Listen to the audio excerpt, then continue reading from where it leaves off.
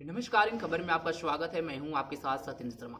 जयपुर में राष्ट्रीय करणी सेना के अध्यक्ष सुखदेव सिंह की जिस तरह से ताबड़तोड़ गोलियां बरसा करके हत्या कर दी गई, तब से राजस्थान की राजनीति में उथल पुथल हो गया है।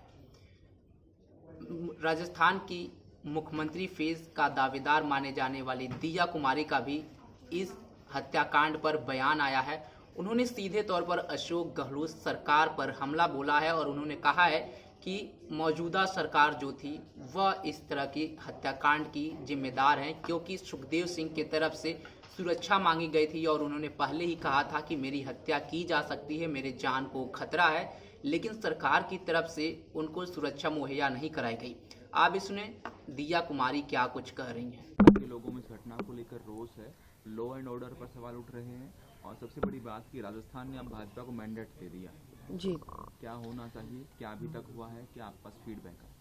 जी बिल्कुल।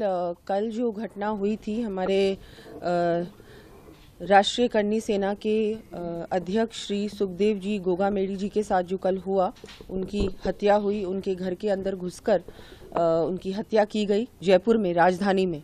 मैं बहुत ही बिल्कुल स्तब्ध हूँ और मेरे पास शब्द ही नहीं है कि मैं किन शब्दों से उनके परिवार को क्या कहें उनको। मुझे लगता है कि इस तरह की घटना किसी के साथ नहीं होनी चाहिए और जिस तरह से उन्होंने सिक्योरिटी मांगी भी थी सरकार से, कांग्रेस की सरकार हमारी थी और उस समय उन्होंने सिक्योरिटी मांगी, उनको सिक्योरिटी प्रोवाइड करनी चाहिए थी, रिस्पॉन्सिबिलिटी थी कांग्रेस सरकार की, जो कि नहीं की गई।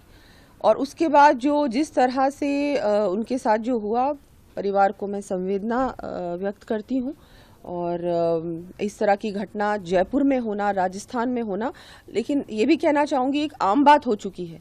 गैंग वॉर्स होना राजस्थान में जो कभी किसी ने सुना भी नहीं था, अब इन 5 सालों में कांग्रेस रूल में इस तरह की घटनाएं आम बात हो चुकी है और law and order completely fail.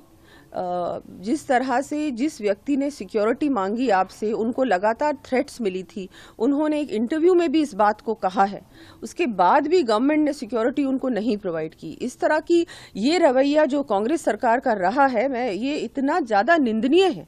उनको तो मुझे लगता है कि अब इस ये हो चुका, अब राजस्थान में ये हुआ, कल ये घटना हो गई, इसके बाद वो क्या कहेंगे, किस मुंह से वो लोग ऑपोजिशन में भी रह सकते हैं। कई घटनाएं मैडम। बीजेपी के तमाम नेता अशोक गहलोत सरकार को इस हत्याकांड का जिम्मेदार ठहरा रहे हैं, पुलिस प्रशासन को जिम्मेदार ठहरा रहे हैं और कह रहे हैं कि हम इस घटना पर कड़ी कार्रवाई करेंगे।